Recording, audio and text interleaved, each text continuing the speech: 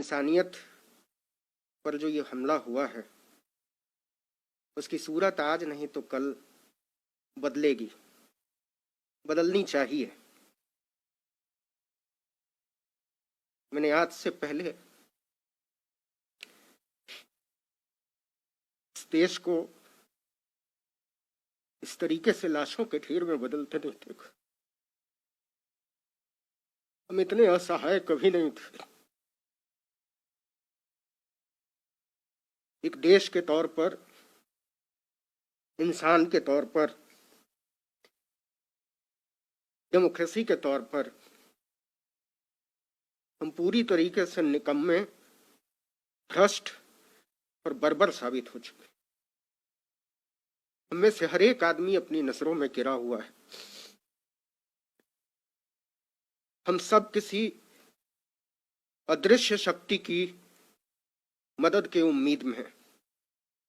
ऐसा लगता है जैसे यहाँ कोई सरकार नहीं है, यहाँ कोई प्रधानमंत्री नहीं है, यहाँ कोई व्यवस्था नहीं है, यहाँ कोई अफसरशाही नहीं है और सबको अपने अपने हाल पर छोड़ दिया गया है। मैंने इससे पहले पिछले 40-45 साल में डॉक्टरों को बिलख बिलख कर रोते हुए नहीं देखा है। आप किसी भी डॉक्टर से बात कीजिए, वो कहते हैं हमको मेडिकल प्रोफेशन से चिढ़ हो गई है। हम इस दिन के लिए तो इस पेशे में नहीं आए थे। ऑक्सीजन के बिना अपने पेशेंट को तड़प तड़प कर मरना डॉक्टरों की नींद उड़ा दे रहा है। और आप यकीन मानिए, मुझे ऐसा लगता है कि आज से साल भर बाद हमारे डॉक्टर बहुत सारी मानसिक बीमारियों से लड़ रहे होंगे। जो मौतें वो देख रहे हैं और जितने असहाय वो महसूस कर रहे हैं, इसके बाद जिस ट्रॉमा में वो जाएंगे उसका अंदाजा हमको और आपको नहीं है।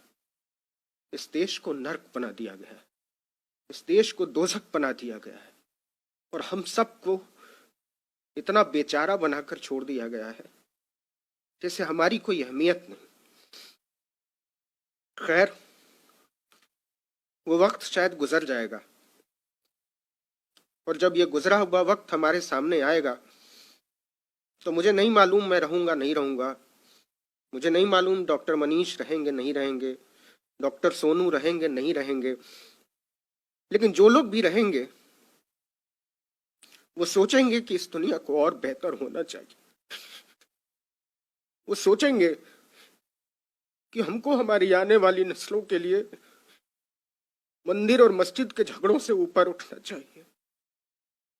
वो सोचेंगे और सोचना चाहिए कि इस देश को मंदिरों, मजारों, मीनारों की जरूरत नहीं है।